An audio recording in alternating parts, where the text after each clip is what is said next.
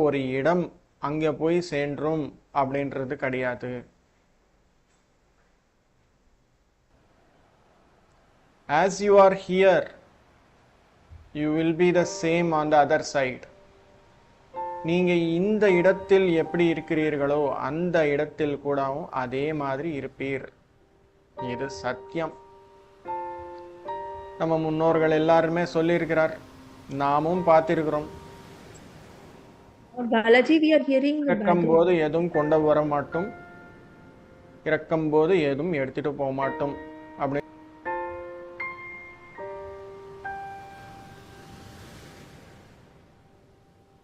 Yeah, please. I'm sorry.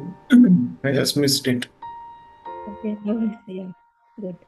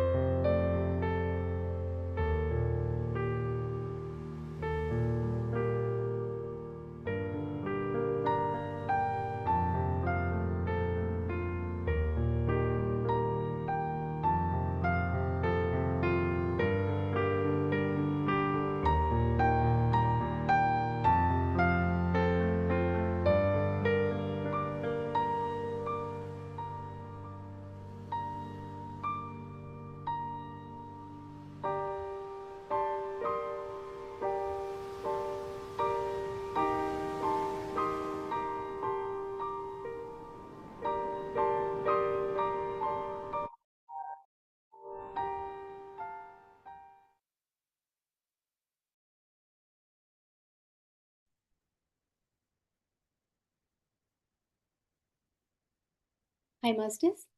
A very good morning and good evening to you all. Thank you all for joining us from all across the globe on this beautiful Thursday morning. Welcome to the day of 31 of this Swayam program. So, Masters, like we are already here on this 31st day. So, 2 more days to go for this wonderful journey that we are doing here. And we're all having wonderful meditations guided by wonderful masters and learning like new topics and new things and so much experience from all the senior masters, like young but yet senior at their meditations. So this program is presented by IFSS and co-partnered by Omega Pyramid, PSM Ignite, Beat, Breath Universe, Joy, PIMA, and PMMA. Today also we're going to have another wonderful interactive session with Yash Shekhar Master. And first we will start today's session with a 40 minutes meditation. So I request Sharath Master to guide us today's meditation. So welcome, Sharath sir. Over to you, sir. Thank you, madam. It's wonderful introduction. So let's get started.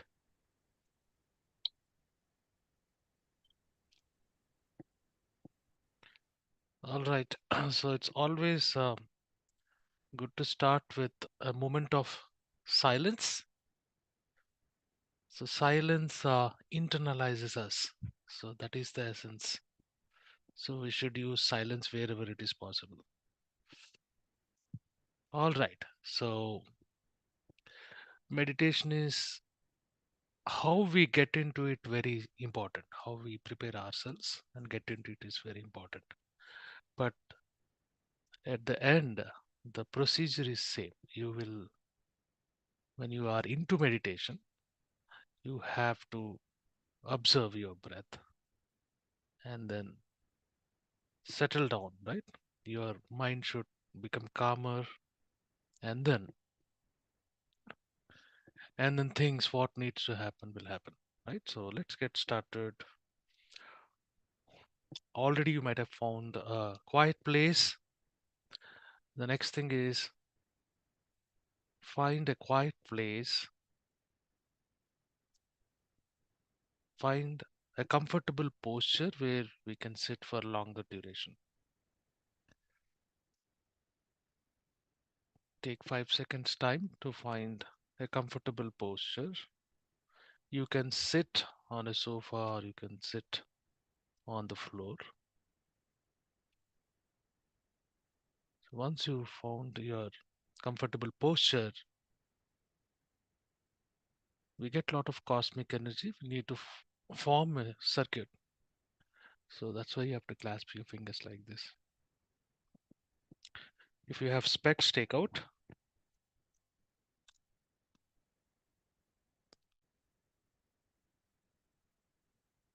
And you have to slowly close your eyes. Slowly, because you don't want to trap light. Take a moment's time here. Once you close your eyes, you are at the door where you are both in an internal world as well as external world.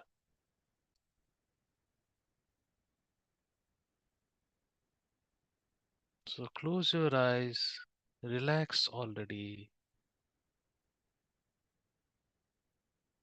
Observe the surroundings. There will be so many things happening around.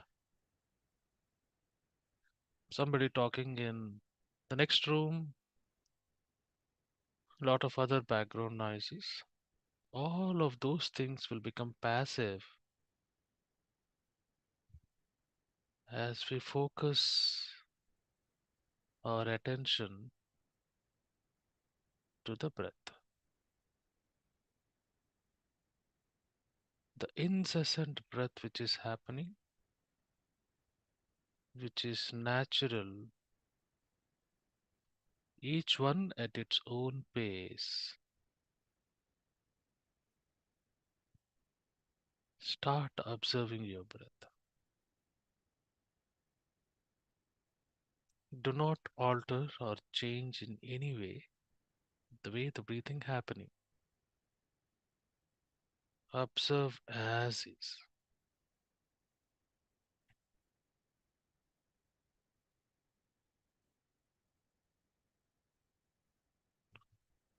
Take next 10 seconds time to give your undivided attention to your breath. Best way to get hold of your breath is after exhalation. Inhalation starts on its own. Be with the breath from that time onwards.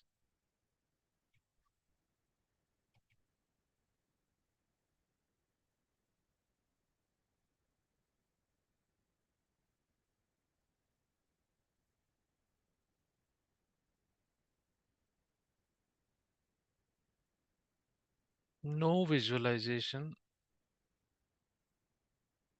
no calculations, no expectations,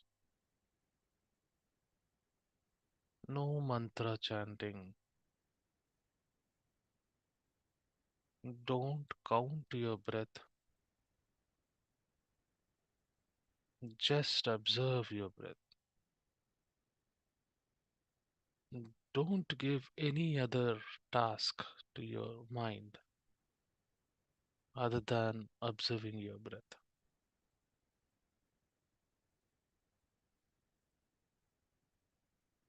Relax.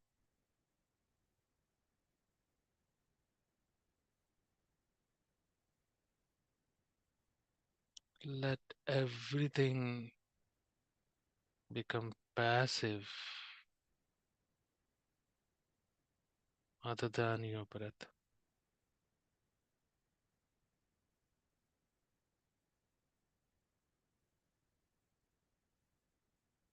Relax.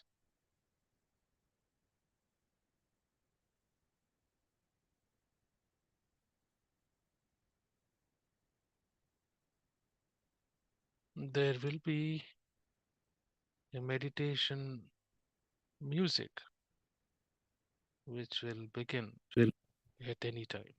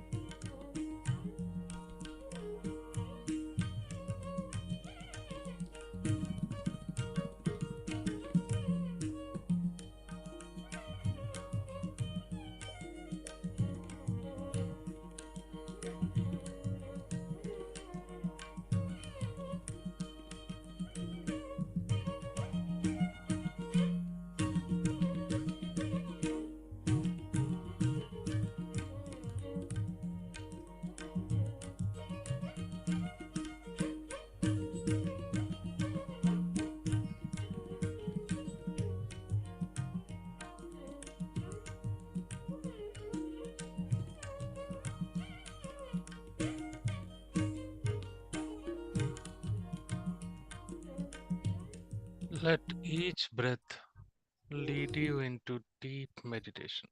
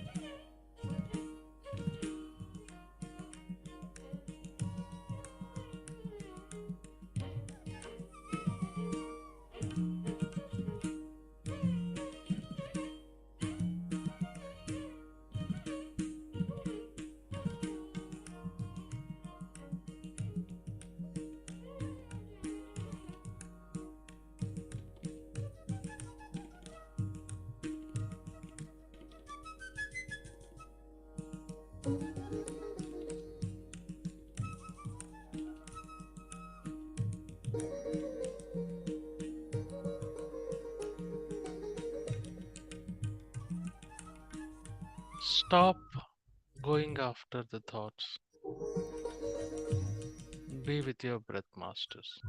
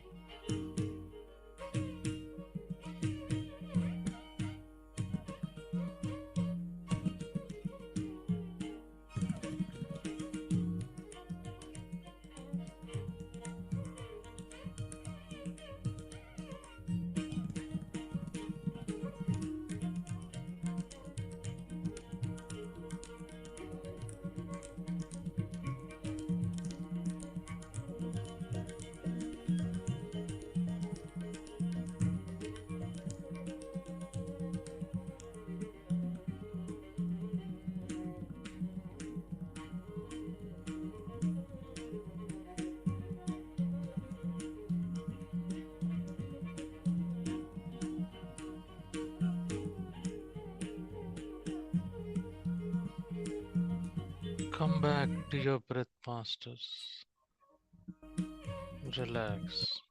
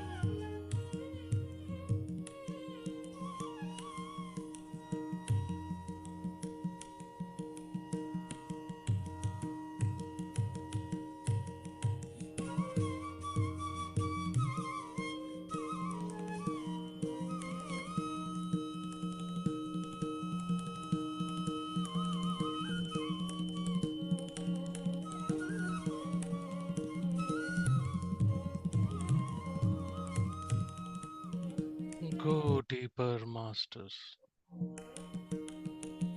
Relax.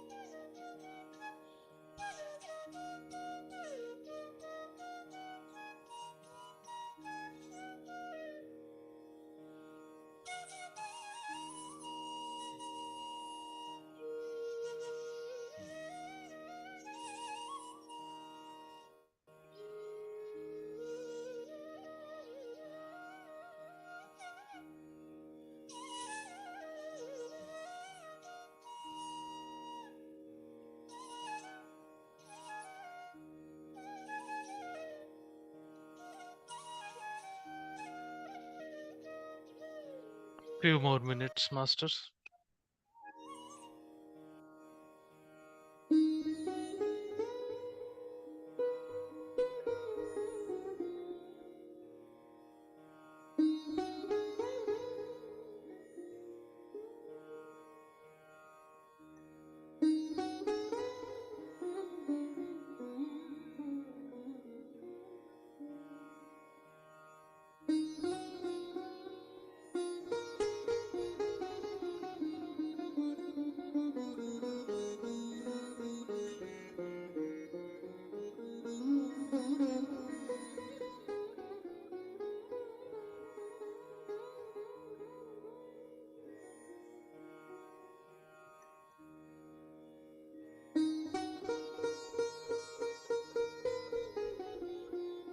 Three more minutes, masters. Be in this state.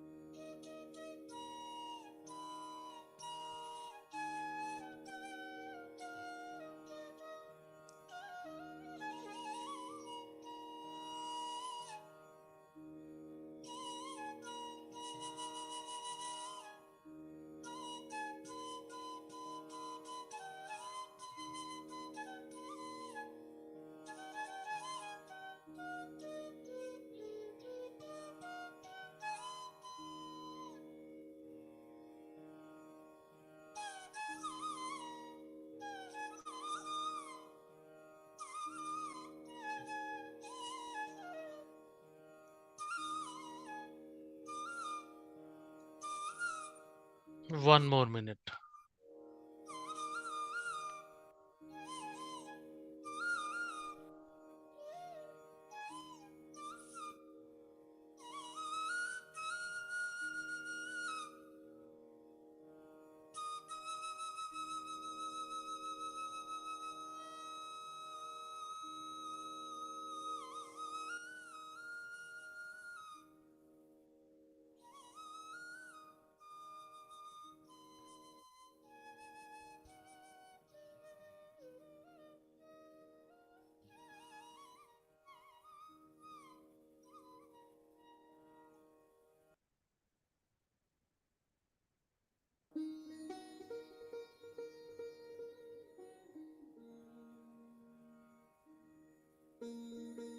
The music will fade.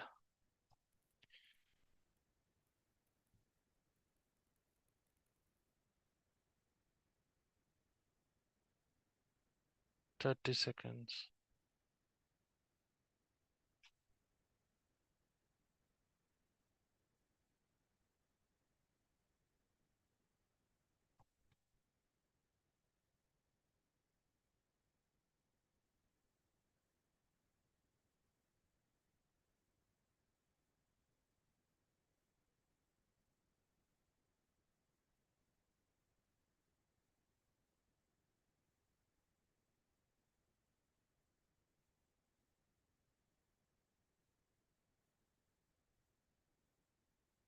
10, 9, 8, 7, 6, 5, 4, 3, 2, 1.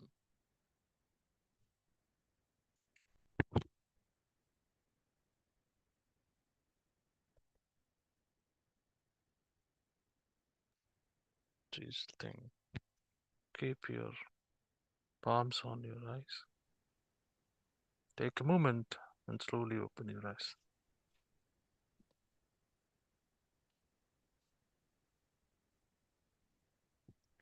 So, dear masters, we all come from different backgrounds. We all come from different immediate work we are engaged with. So that develops an attitude. So we need to create a gap of silence for a moment before we start meditating. So meditate daily without fail. and have wonderful experiences. So thank you very much for meditating with me. Over to you, Bhavani madam. Thank you. Thank you. Thank you, Shahid sir. It was a wonderful meditation as usual. Like it was very deep and very calm. So thank you. Thank you so much. Hi, Masters. Hope you all had a wonderful meditation, just like me. So and now it is time for us to get into the second segment of our today's session with Yash Shekhar Master. So Yash Shekhar Master is a renowned healer, coach, and a motivational speaker. He has transformed like countless lives through his integrative approach to emotional well-being and personal transformation.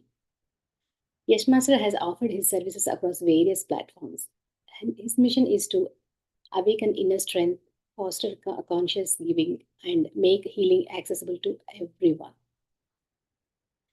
So, let's invite Shekhar Master to know his spiritual journey and his experiences and like knowledge from him. So, welcome, Shekhar sir. Sir, you're on mute, sir.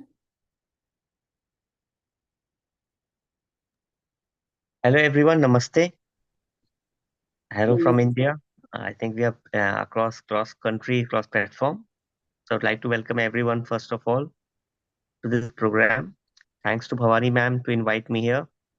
Thanks to the entire family of PSSM because we all are connected and we all are trying to make our world a better place by sharing our ideologies and letting the vision of Dhamrishi Maharshi Patri ji to spread up in the whole world. So first of all, I would like anybody, if they have any question, because I just want people to be on the same frame. I will be using spirituality and also medical science crosswords. I've been a speaker and a healer for Indian Fertility Society and also for Ministry of Culture, Health for a very long time. So I would be using a lot of scientific terms just to create a deeper understanding and stronger faith in your meditation practices. So if anyone has any question, please ask me immediately. There's no formality. I would like to answer it to best of my abilities as soon as possible. So if there's any question which is immediate, I can take it right now. Or otherwise, I move to the core topics which I've thought of covering. So I give 1 minute for anyone if they have any questions about anything, just something which makes them get more stronger in their own practice. Because though we are all doing this group work of meditation, finally it's a personal journey. Each one of us is a unique representation of God, and we need to understand that it's a personal journey. So each one has their own challenges, each one has their own abilities, each one have their own advantages and disadvantages. So if there's any question which has been any one of your mind, let me know and I'll do really you in that action. Yes, sir. Shekhar sir, actually, I would like to ask like one about the breath, sir.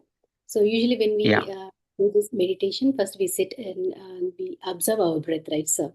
So the Yes. importance of the breath, and then how do we do that? So first of all, breath has 4 parts. Let's understand what a breath is. Breath has 4 parts. I'll be using the English terms and Sanskrit terms both. The first part of breath is called the inhale, the purak. The second part of breath is called the hold, the kumbhak. The third part of breath is called exhale, the rechak. And the fourth part is like a preparation for the next breath. It's like a near vacuum state where there's nearly nothing, no oxygen, no air in the body. So normally when we meditate, we talk about the first 3 parts, which is the purak, kumbhak, rechak. So this is the components of meditation. So if we have to understand something, the first step is to mark the boundaries, which are the customization. Now comes the importance of breath. We all, you know that the air is having a certain percentage of oxygen, certain percentage of nitrogen and carbon dioxide. So through breathing, we oxygenate the whole blood. And this oxygenated blood through the arteries, generally most of the arteries except the pulmonary artery, the blood is making the nutrients as well as the oxygen getting supplied in the entire body. And this keeps us alive. except of some of the viruses which can breathe in nitrogen. Most human beings and animals need oxygen to breathe. So the importance of breath is that it provides oxygenation of the entire body. It keeps the blood and through the blood vessels, the entire body clean. And this is a general. Specifically, if you oxygenate more, your self-healing power gets higher, your immunity power gets higher. You become a more stronger person. The mental flogging gets lesser. You have a more higher clarity of understanding things.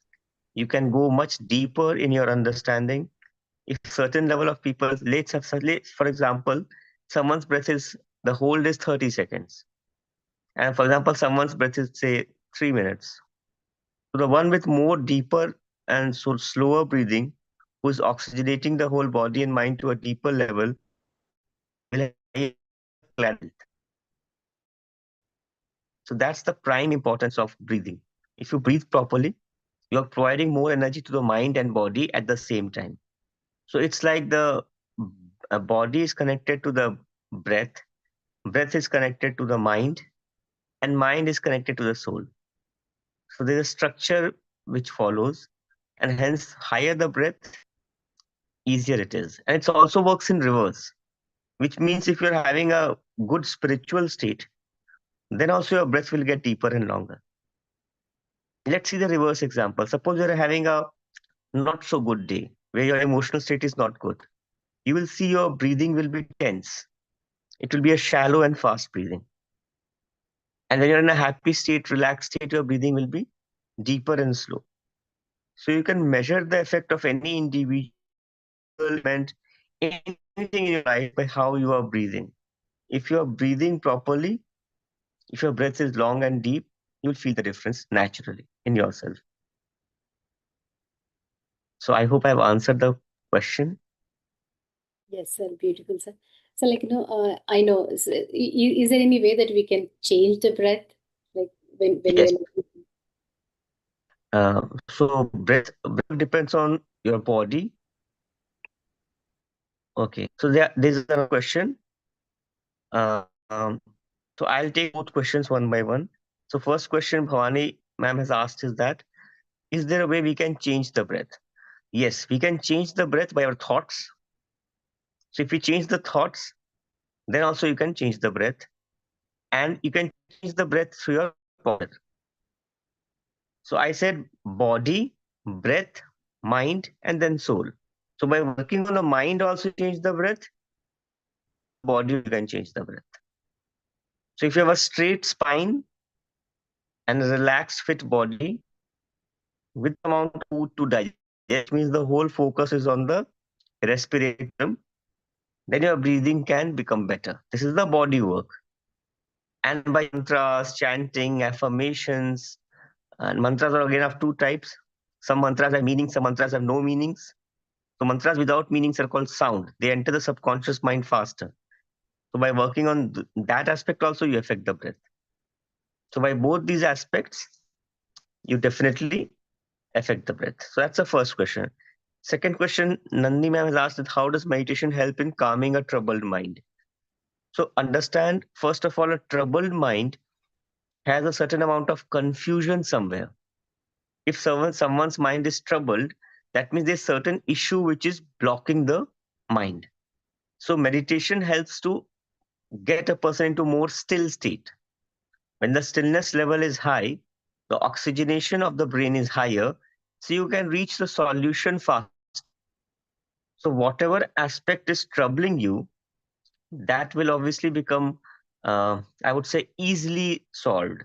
This question is a very good question. It's actually towards mind training, a very higher part of meditation, where you learn how to self-converse, the kind of words you use with yourself. So one of them is techniques we use is using the positive words instead of negative words, and even replacing the negative words with non-positive words. So say, for example, someone says happy. That's a positive word. Someone says sad. It's a negative word. But if I say not happy, it's a non-positive word.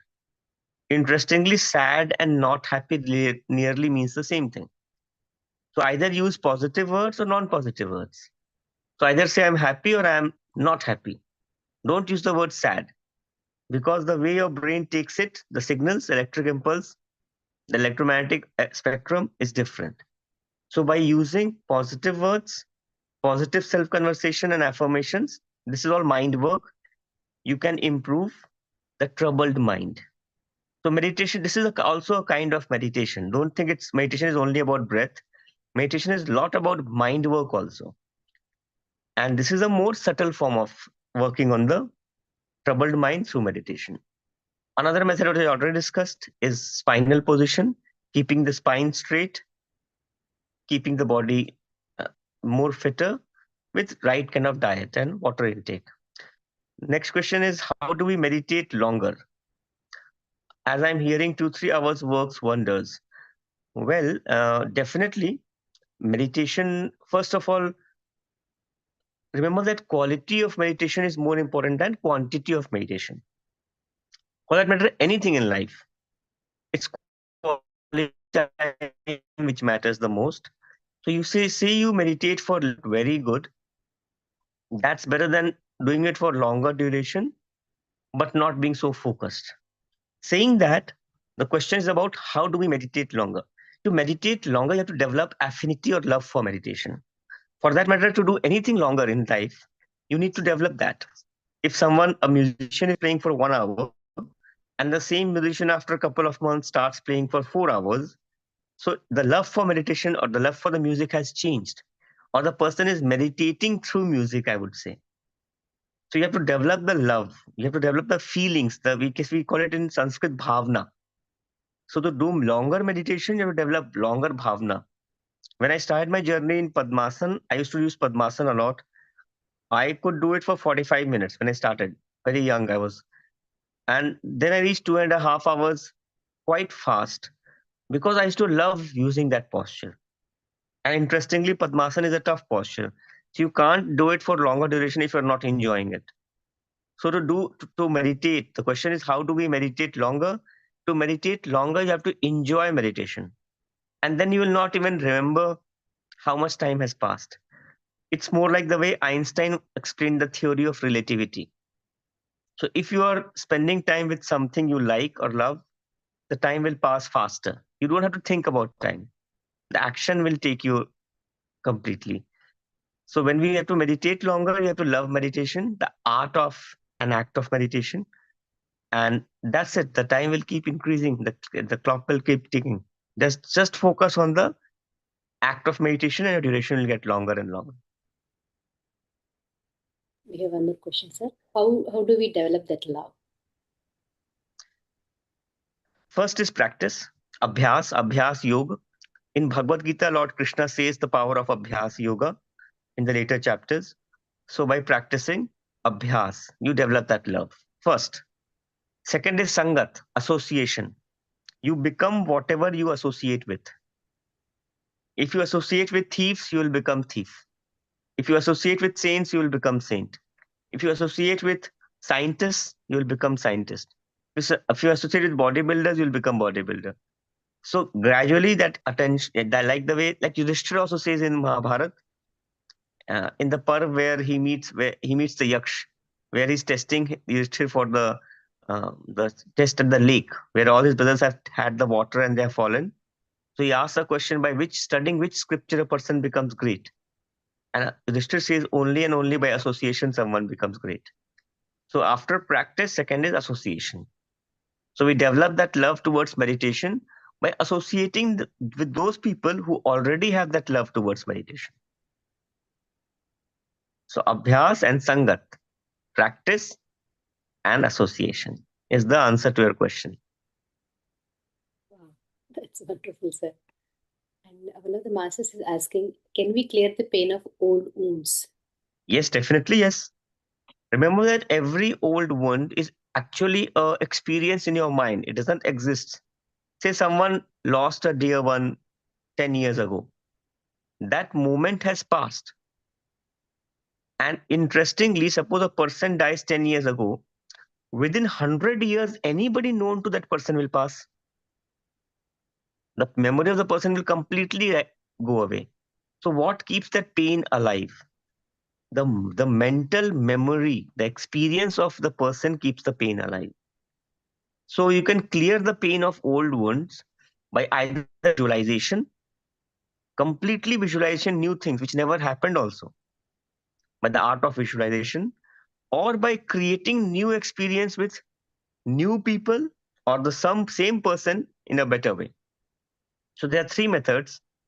First is totally mental visualization, for which you don't need any human being. This is what all these yogis who are into meditation in glaciers are doing. They are using the method of creative visualization, which is like in their small cave, they're visualizing the entire life. Second step is what we can do as people in the householder system. We can do the first technique, the creative visualization. Also, we can meet new people or people of similar frequency or the same person because of whom or whichever case the pain was created and create new happy memories. And if this is not possible, then visualizing the old pain to get solved. Remember, there is no pain which cannot be removed or solved by new happiness. If your pain is of level 20, a happiness of level 21 will solve the pain. So don't look towards the past, always look towards the future. And this happiness can come to you by your new skills. The prime cause of lack of happiness is lack of knowledge and skill. The more knowledge and skill you will have, the more happy you will become. It looks very difficult. It's not that difficult. Your knowledge will lead to your skills. Your skills will lead to meeting you new people, networks. And these three will lead you to know new resources, including money and affluence and association. And all this will change your life. Okay, next question is, Mr. Gangadhar asked a question. I feel I'm not truly observing my natural breath when I try to focus on it during meditation. When I'm lost in thoughts, I notice the breath continues normally, but I'm not aware of it. After about an hour, I often fall asleep while still in the meditation posture. Maybe because the thoughts have settled by then. How can I better? Okay, it's a very, very typical question of neophytes. So neophyte is a word we use for people who started meditation. So you have two parts of mind, conscious mind and conscious mind. So when you are doing meditation, initially, you will not be that aware. This question is about awareness. So which means when you're meditating, you're not truly observing your natural breath, which means part of you is somewhere lost in thoughts. And part of you is doing the meditation because it's in the act. So this percentage division is not that high. I would say 50% of mind is, on an ideal average case, 50% of mind is focusing on meditation and 50% is lost in thoughts. Gradually, with practice and association, you will see more part of your mind, say from 50 to 65 or 70, will start enjoying the process of meditation. Remember that you have to enjoy the process. If you are doing it properly, you will enjoy it. It's like a magnet. So when you're around a magnet, you feel magnetized, right? So the thought of meditation will create such thrill in your body, especially spine, that you will keep meditating. It's a natural, slow process. Don't force yourself. Just try to continue. Just try to keep doing it. It will happen. It will work out. But practice every day, consistent practice, even for a few minutes, is very important. Remember that your untrained mind is like an animal. You have to discipline it. So even if you don't get time, do it for 1 minute, 2 minutes, 5 minutes. But don't leave the habit. Meditate every day. Doesn't matter, it's a guided meditation. So guided meditation when someone is helping you. Non-guided is when you are doing but yourself. So do it every day. And the basics are very simple. Keep the spine straight. And not like too straight like this. No. Just straight. Relax straight. And you can listen to some positive affirmations before starting meditation. Don't, if you're in a negative, one thing generally people do, when they're in negative state, they start doing meditation. Don't do that. Meditation is magnification of your last thought. If you're in a negative state, first use affirmations to enter positive state. You can use mantras also to enter positive state. After that, continue in meditation, you'll grow faster. I'm telling a big trick for you guys. Make your journey fast in meditation by using the small change. Okay, maybe someone can ask me a question. Can you suggest me a good affirmation? One of the good affirmations I always recommend is day by day, in every way, I'm getting better and better, stronger and stronger, healthier and healthier, happier and happier. It's a very happy affirmation. Anybody can use it. So this way you can always improve and grow in meditation faster.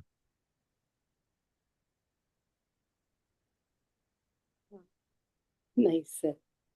Very, very beautiful. And also thoughts are very important. So like the thoughts, sometimes even thoughts won't let us, like they'll be keep on coming, right? So when you're doing meditation, it's hard to fight those thoughts. Look, first of all, human brain has 4 states. Do you guys know about the states of brain? So human brain has states: beta, alpha, theta, and delta. Coming of thoughts is not a problem. If you are meditating properly, the gap between thoughts will increase. So it's like in the same time duration, if you're having 4 thoughts, later you will have 3 thoughts. So that's an improvement. Thought is still there. So when you are meditating properly, your brain gets deeper in a slower trance. Hence, the thoughts will get slower. So I'll give an example. If I'm thinking like, let's say I am thinking I'll go tomorrow to office.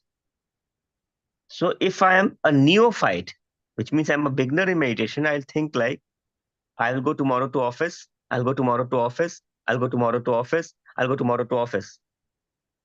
In the same time, if I'm a slightly advanced person, I will say, I will go tomorrow to office. I will go tomorrow to office. In the same time, you see, my thoughts have not become zero, but they have become lesser in the same duration. And by self-observation, you can see that. So for example, suppose someone is meditating for 45 minutes. So a neophyte in 45 minutes may have 500 thoughts. A better meditator will have 50 thoughts. It's a self-measuring process, actually. And if you are doing this, your breath will also get deeper and slower. So your thoughts and breath are connected. If one improves, the other has to improve. It's the same thing. It's like 2 sides of the same coin. Beautiful, sir. So I mentioned 3 things to clear old wounds. First is visualization. Second is meeting that person with whom old wounds were created and create new happy experiences. And third method is, if that person or situation is not possible to have new frequencies in life to create new source of happiness.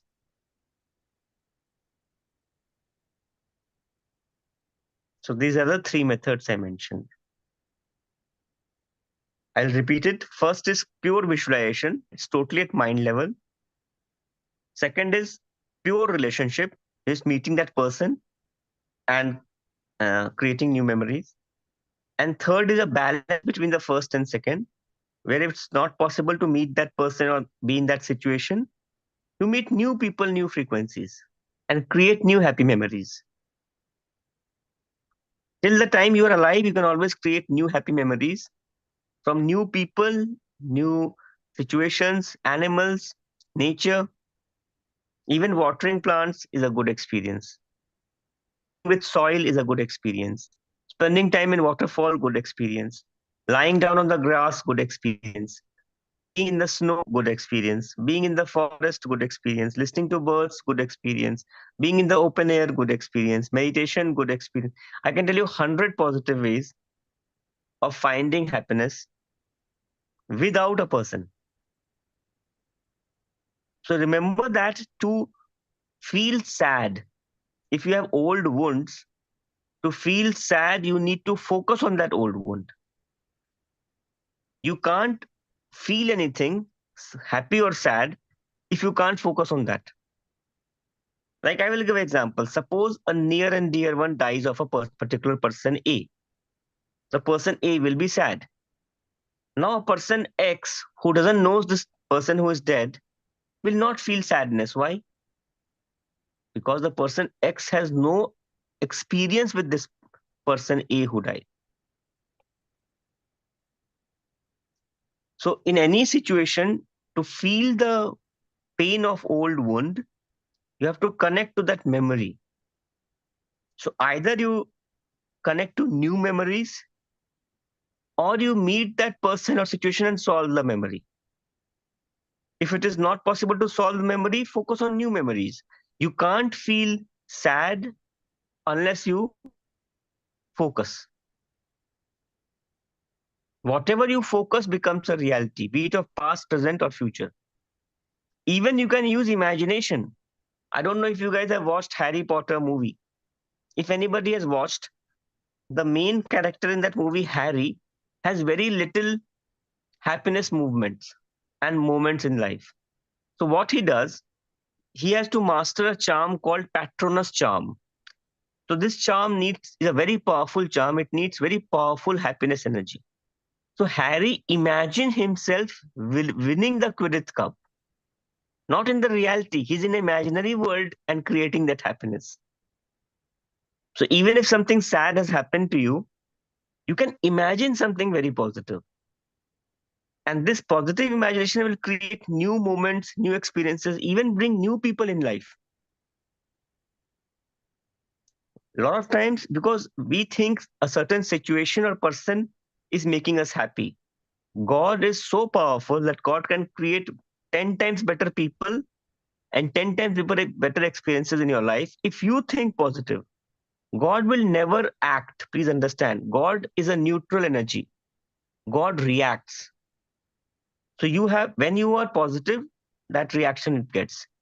So always try to be positive and explore your horizons. Try to think deeper, better also. Meditation is not only about thinking deeper, breathing deeper. It's also about having a positive prospect of life. In fact, if you notice Yam and Niyam of Ashtanga Yoga, it talks about all the positive aspects first. Pranayam comes third.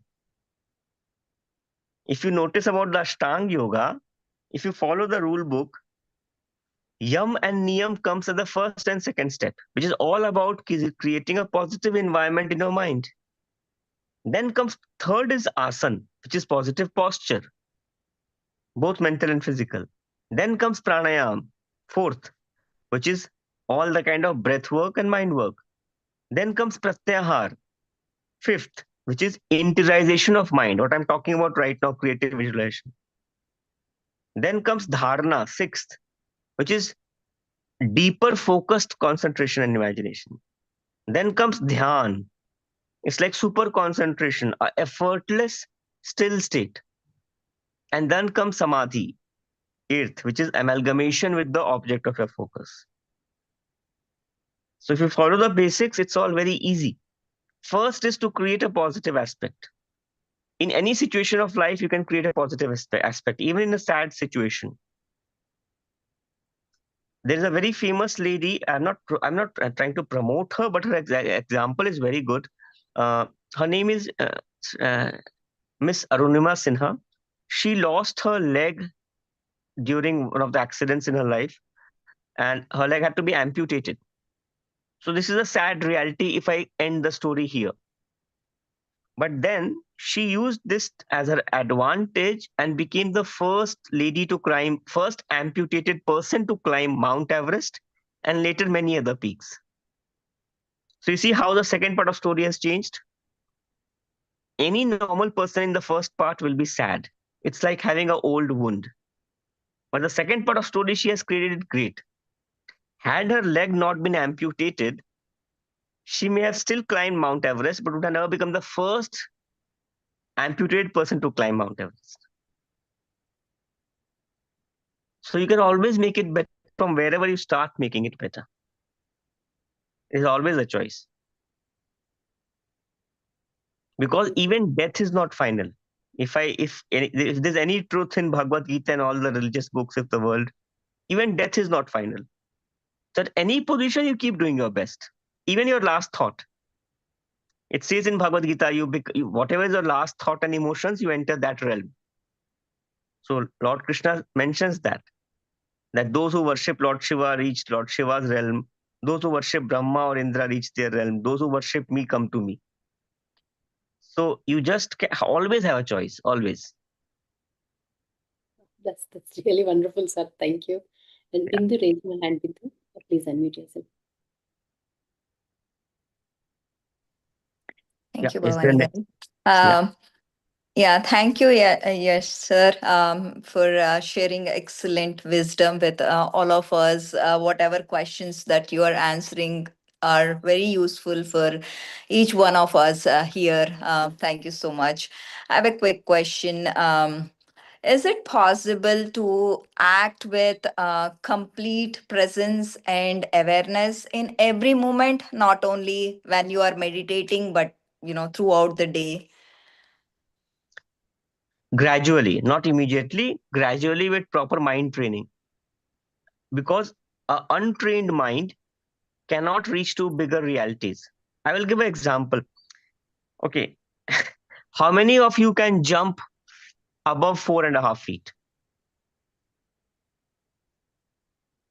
So if any one of us who cannot jump 4.5 feet and above, try to think that and ask yourself honestly, the mind will say no. The thought itself, mind will say no. You don't need to perform the act. Now, expert Shaolin masters and Kung Fu masters, they can jump 4.5 feet easily. So if they ask their mind, can I jump 4.5 feet? The answer will come yes. So what is making their mind, these two minds different? It's their training. Training not only of the body, training of the mind. So gradually, by training in meditation, your awareness will increase. That's why measurement is very important. The true key point of growth is actually measurement. Why India lost its spiritual glory is because we stopped measuring things.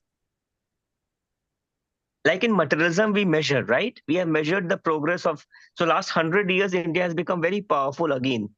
If you see from 1925 to 2025, India is becoming powerful, right? But how are we doing that? We are measuring.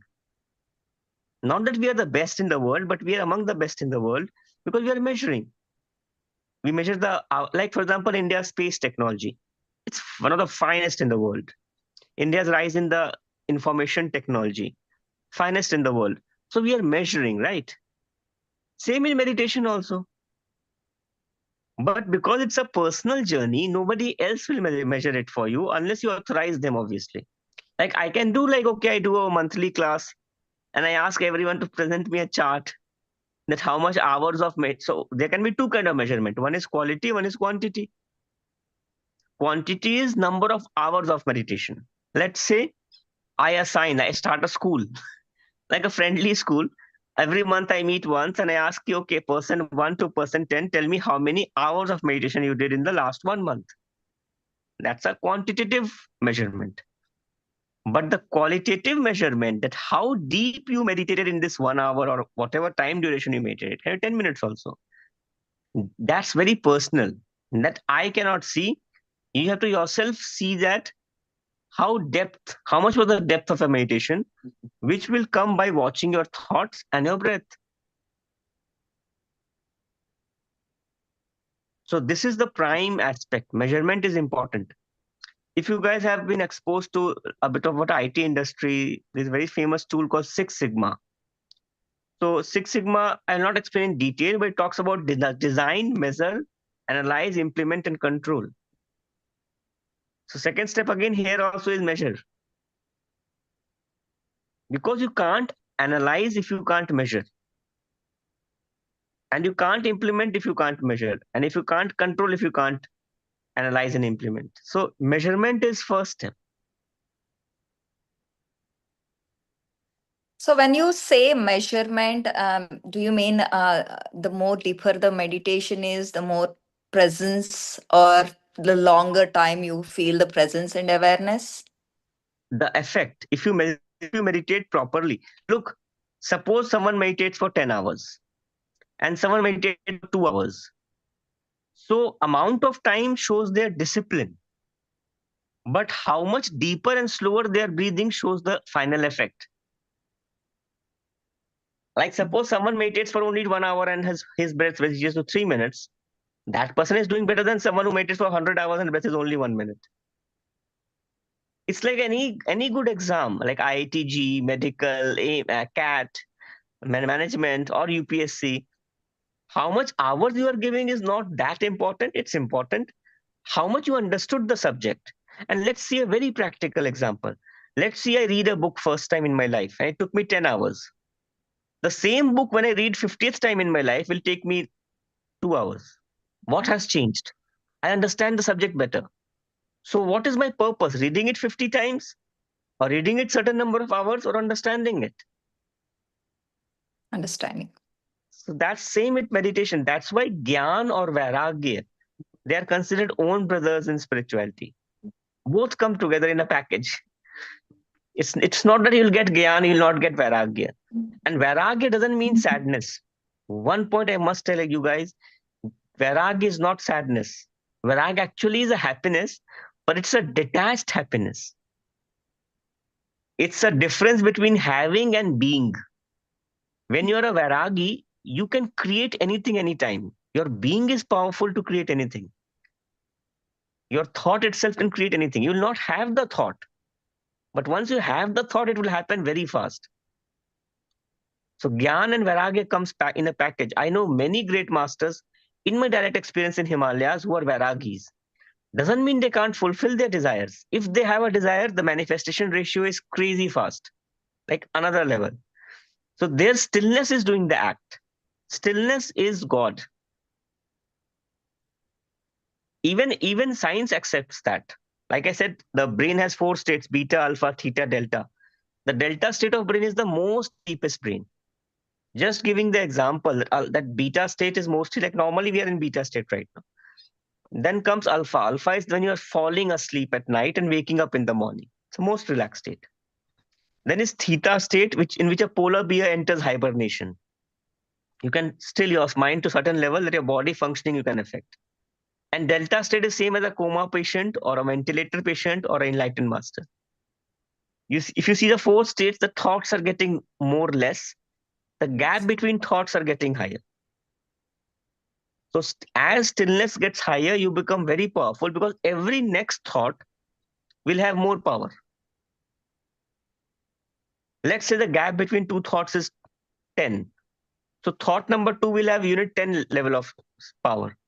If the gap between 2 thoughts is say 1000, the second thought will have 1000 units of power. So let's say the thought number 2 is to create a house. So the person whose the gap between 2 thoughts is say 10 may take 10 years. But the person whose is 1000 will take 100 times less. So if you divide 10 by 100, you get the answer. So it's nearly like 1 month, few days. So what I'm giving example is that your stillness does that. Don't take stillness as something casual. It's a crazy, crazy force. That's why in different languages, in different cultures, we have used different words for this. Like Vishnu and all these higher energies are connected with balance. So balance is primarily stillness. What you are doing is important, but how much stillness you have while doing it is more important. When you're understanding a subject, you see the level of stillness your mind will have on that subject. It will be very high. Like if a mother thinks about her child, she can keep thinking with stillness. The level of stillness will be very high when she's thinking about her own child. So much so that she can read his mind or her mind. Like it's crazy because the stillness is very high. If you understand something, you can be still with that energy for a longer duration. So meditation is an act. Meditation is not an object. So you can meditate on a inanimate thing, like a process. You can meditate on a human being. You can meditate on a animal. You can meditate on, like Raja Bharat. He became so obsessed with a deer that he was born as a deer in the next life for a small duration. And Lord Narad, he was so obsessed with Narayan that he became one of the closest people to Narayan. And there are many such examples. Your emotion is not that important. Your stillness of emotion is more important. That's why some people you see, we'll say are lucky. You'll always feel some people achieve something faster. They're not doing faster. They're being still, they're reaching stillness faster.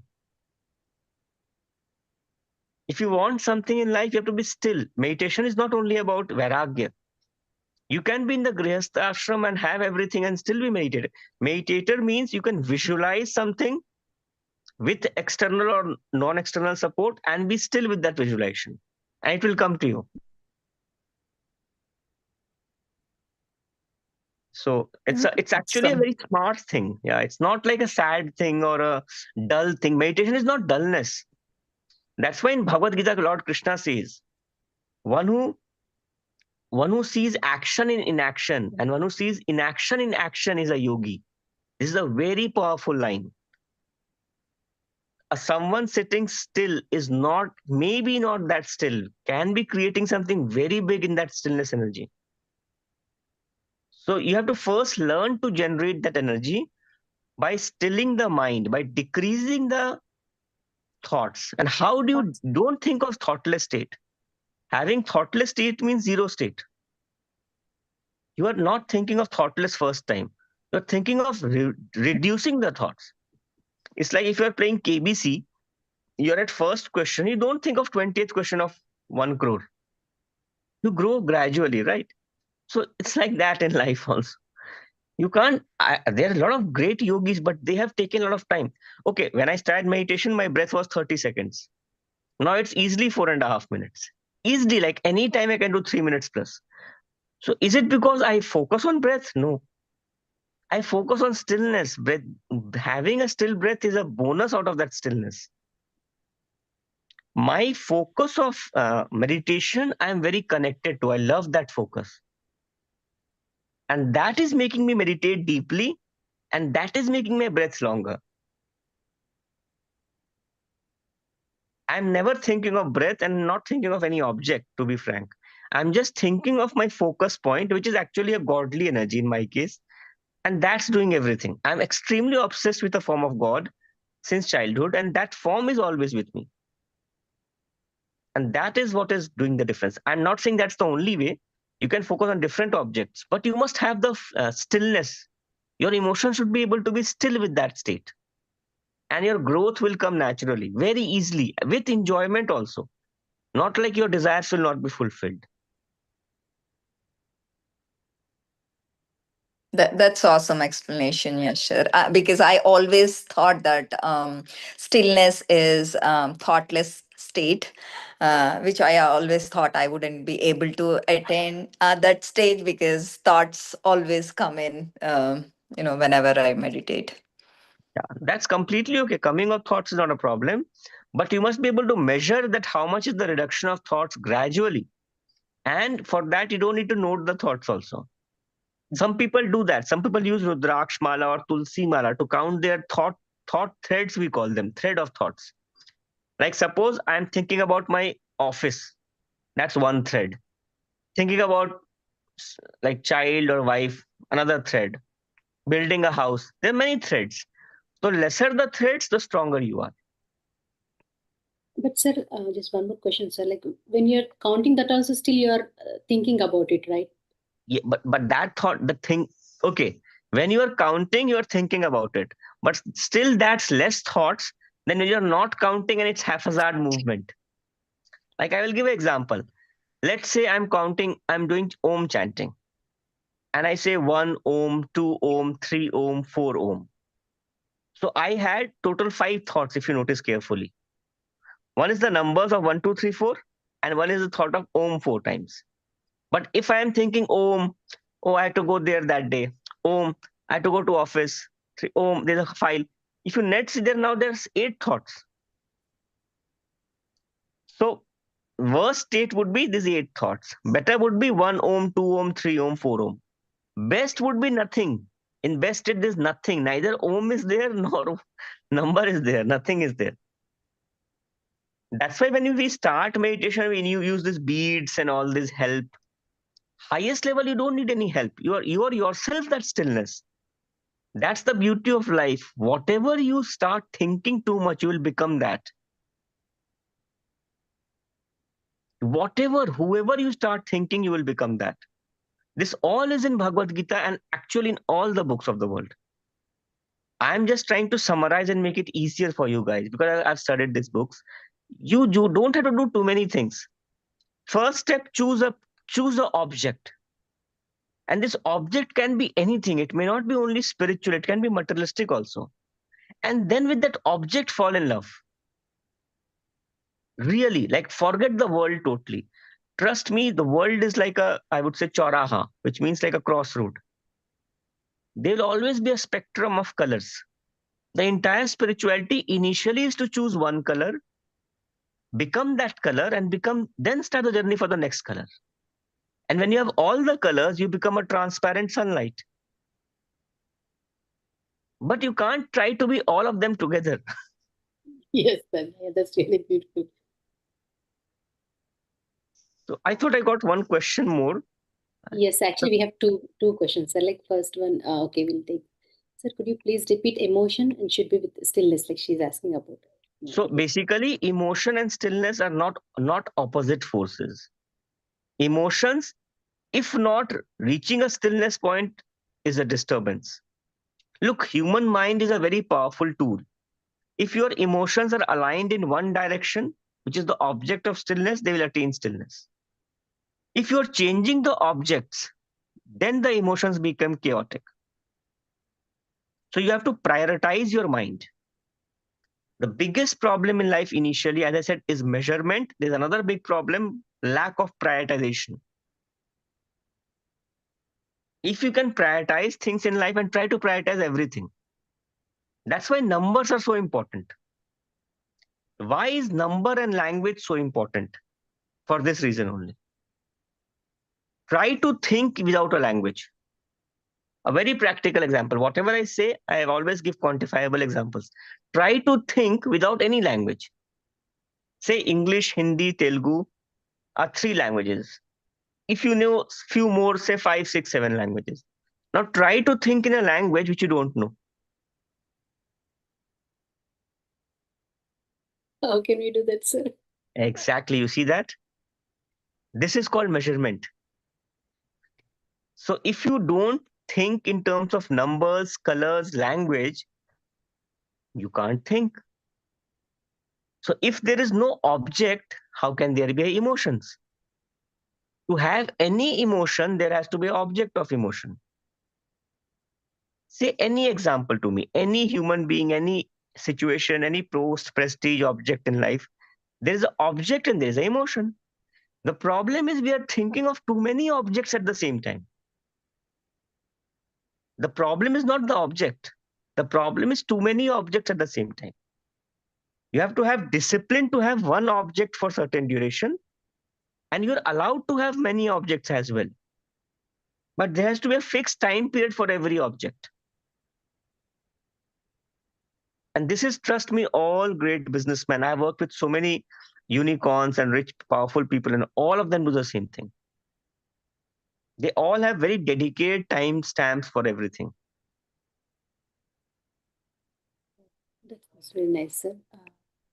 Actually, sir, we have just one more question, sir. Yeah.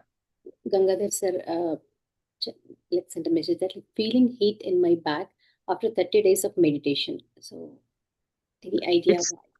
Look, it can happen because of electromagnetic induction.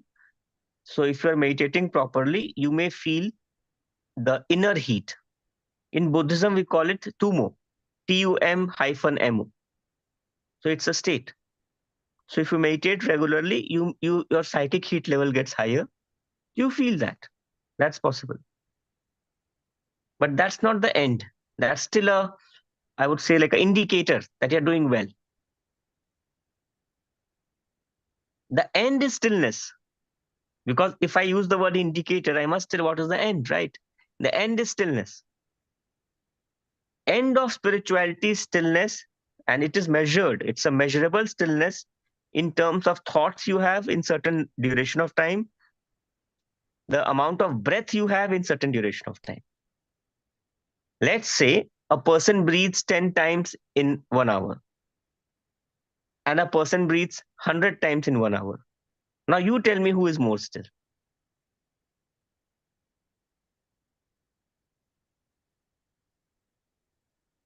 You get the point?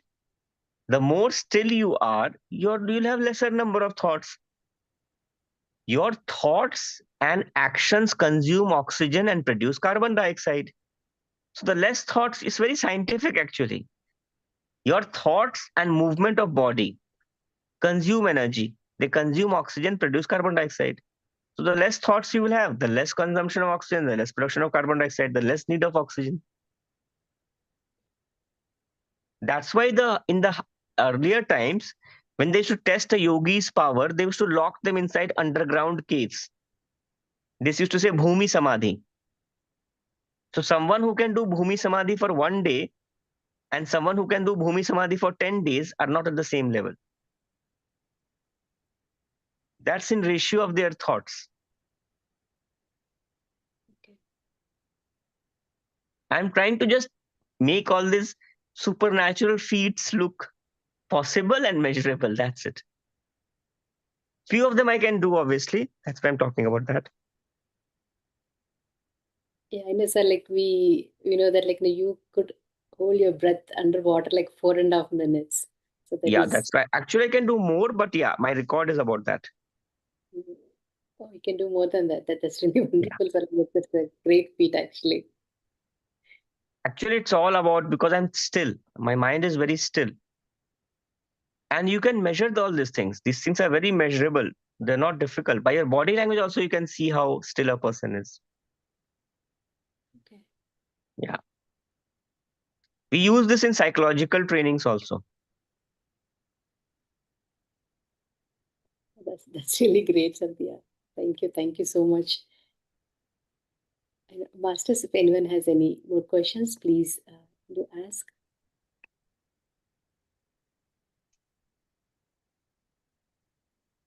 So guys, I will have to leave then. Yes. Because I have a flight to catch, and it was very nice talking to all of you. And any questions we can take up again later. So Sure, sir. Yeah. take care. Good wishes. God bless you. Thank you, Shekhar, sir, for a wonderful session. Definitely, we'll have another session with you, sir, like pretty Sure. soon. Anybody wants to have any kind of questions and all which I've missed? My email, I would in the chat writing my Instagram ID. It's yashshekhar.in. So it's all obviously small. So Yash, YASH, then SHEKHAR.in. That's my Instagram.